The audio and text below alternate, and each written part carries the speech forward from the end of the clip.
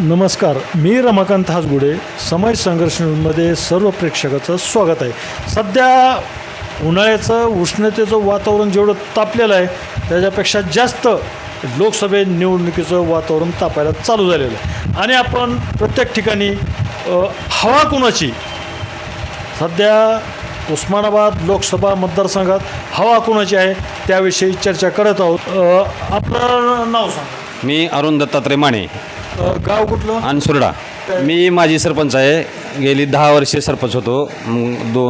मागच्या टर्ममध्ये 10 वर्षे सरपंच होतो मी. आणि कृषी उत्पन्न बाजार समितीला 2 टर्मला मी संचालक म्हणून निवडून आलो सदस्य. बरं, आता आपल्या तर लोकसभेचं इलेक्शन चांगलंच तापलेलं आहे. ओमराजे निंबाळकर आघाडीकडून आणि युतीकडून अर्चनाताई पाटील उभारलेले. मग कुणाचं पारड जरूर वाटतं? अगर हवा कुणाची आवडते, काय वाटतं तुम्हाला? हवा तर ओमदादाचीच आहे. आता ओमदादा खासदार पण आहे, तर आता पुढं पण दादाच खासदार राहणार. त्याला काय हे नाही, दुजाभाव काय नाही. दादा जोपर्यंत आहे तोपर्यंत खासदार लागणार. माझी खासदार त्याच्या मागं, त्यांच्या पाठीमागं कधीही लागणार नाहीत. आता खासदार आहेत, मागं पण खासदार होते, पुढं पण खासदारच राहणार आहेत.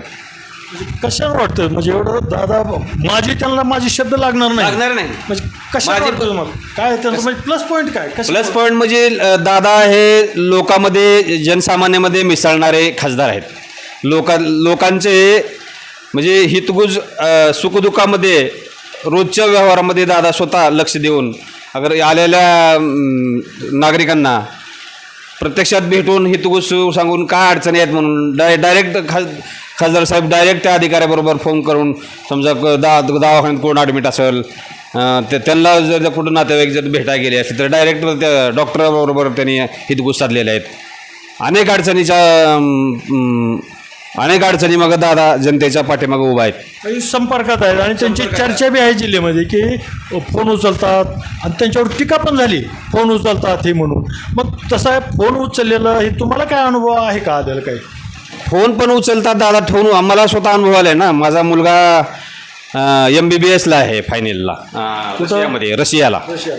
मग मध्ये रशिया युक्रेन युद्ध झालं ना, त्याच्यामुळं त्या युद्धामध्ये टी व्हीवर आम्ही पाहत होतो. आमच्या विद्यार्थ्याबरोबर, आमच्या चिरंजीवाबरोबर आमचा संपर्क होत नव्हता. आम्ही घाबरलेलो होतो. आता कसं करायचं आहे काय नाही. ज्यांच्याकडे ॲडमिशन आम्ही घेतलं होतं त्यांचा पण संपर्क होत नव्हता. पालकत्व असतं ना त्यांचे, ॲडमिशन ज्यांच्याकडून आपण घेत आहोत तर पालकत्व करत असतो, पण त्यांच्यासुद्धा फोन लागत नव्हता. मग आता मुलगा तर आमचा एकुलता एक असल्यामुळं आम्ही एकुलता एक मुलगामुळं जास्तच काळजी. एकतर तिथं युद्धाचं वातावरण, पुन्हा टी व्हीवर रोज बघायचे, टी व्हीवर ते बॉम्ब हल्लेले ते चालूच असायचे ना. त्याच्यामुळं त्याच्याबरोबर कॉन्टॅक्ट बी होत नव्हता.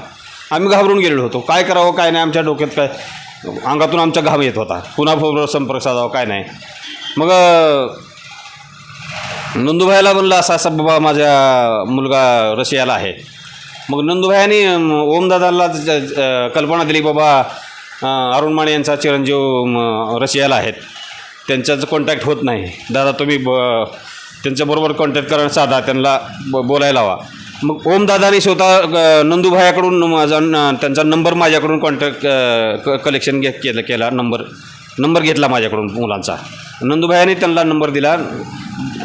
खासदार साहेबांनी डायरेक्ट आमच्या चिरंजीवाला बोलले खासदार रशियामध्ये, आणि चिरंजीवाला बोलून बी पुन्हा त्या आपल्या काय म्हणतात त्याला राजदूत असतात, त्या राजदूतबरोबर कॉन्टॅक्ट करून त्यांच्याबरोबर मुलाबरोबर कॉन्टॅक्ट केला राजदूतबरोबर. त्यांना ते पत्र पण पाठवलं तिथपर्यंत, त्या कॉलेजपर्यंत. खासदाराचं पत्र राजदूतामार्फत कॉलेजला दिलं त्याने पत्र. पण पुन्हा मुलाचा फोन आला, दादाचा मला फोन आला, बाबा खासदार साहेबांनी मला चर्चा केली, बाबा काय अडचण आहे काय नाही अडचण, तू घाबरू नको, मी राजदूतबरोबर संपर्कात आहे, तू काय काळजी करू नको. राजदूतबरोबर बोललो आहे, तूला कॉन्टॅक्ट होईल, कॉन्टॅक्ट करत आहे तुला, तू काय काळजी करू नको. आम्हाला इतकं समाधान वाटलं दादानी आमच्या चिरंजीवाला रशियामध्ये कॉन्टॅक्ट केल्यामुळं. आम्हाला वाटलं बाबा खरंच खासदार साहेब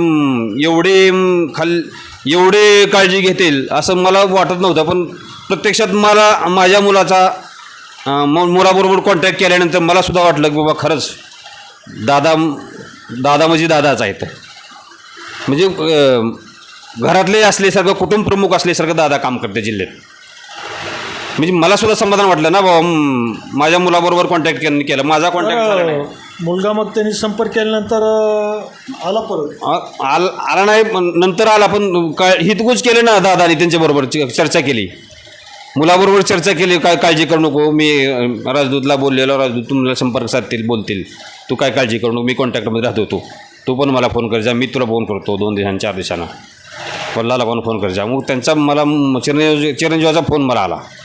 त्यावेळेस मला समाधान वाटलं, दादानी एवढं काळजी करून माझ्या चिरंजीवाला बोलले हे ते. त्यावेळेस आता मुलगा MBBSला झालं का? MBBS झालं, कंप्लीट झालं ना, आता कंप्लीट झालं. MBBSला इथं आम्ही तेरणेकडे गेलतो, राणादादाकडे तेरणेकडे गेलतो MBBSसाठी. त्यांनी त्यावेळेस आमचा विचारसुद्धा केला नाही, भाऊ तुमचा मुलगा इथे MBBS करू शकत नाही, तुम्ही तेवढी फीस भरू शकत नाही, तुमच्या होत नाही, इथं तुमचा मुलगा शिकू शकत नाही म्हणले मला. इथं फीस जास्त होती, फीस जास्त होती, फीस तुम्हाला देणं होत नाही.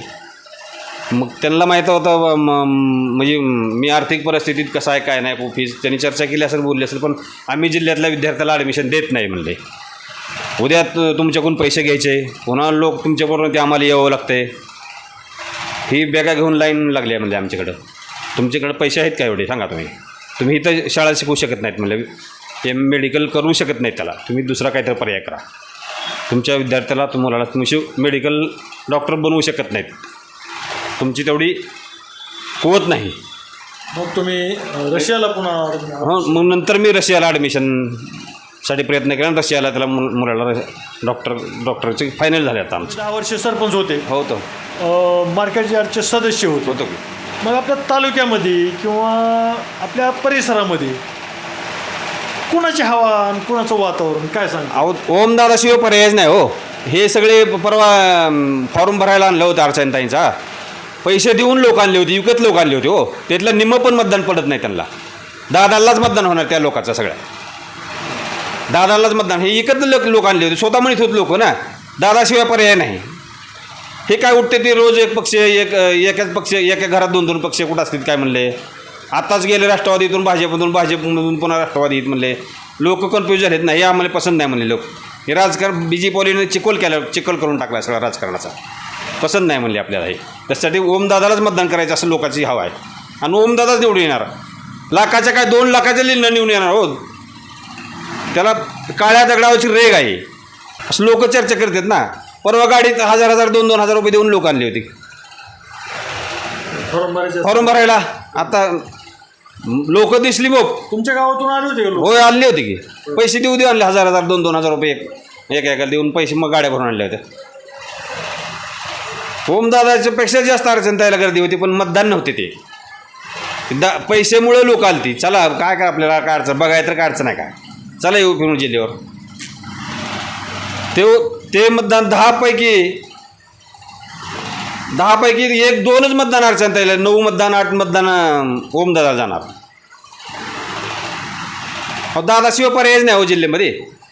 हे नाही म्हणतात आमचा हे औसा आमचा, बारशे आमचा, हे आहे ते आहे, आमच्याकडे सगळे झाले ते आम्ही फोडलं आहे.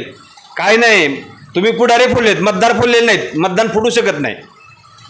पुढारी फोडलेत, पुढारी पैसे देऊन तुम्ही विकत घेतले पुढारीला, पण मतदार तुम्ही फोडू शकत नाहीत. मतदार हा मतदार राजाच असतो, तो त्याच्या अधिकारात काय मतपेटीतून दाखवणार. 4 तारखेला कळणारच आहे. विजयाचा गुलाल दादाचाच आहे निश्चित 100%, 200%. ही काळ्या दगडावरची रेग आहे, 200%. धन्यवाद मानेसाहेब. आमच्या समाज संघर्ष न्यूज चॅनलला आपण दिलखुलास चर्चा केली. मी रमाकांत हासगुडे, समाज संघर्ष न्यूज, धाराशिव.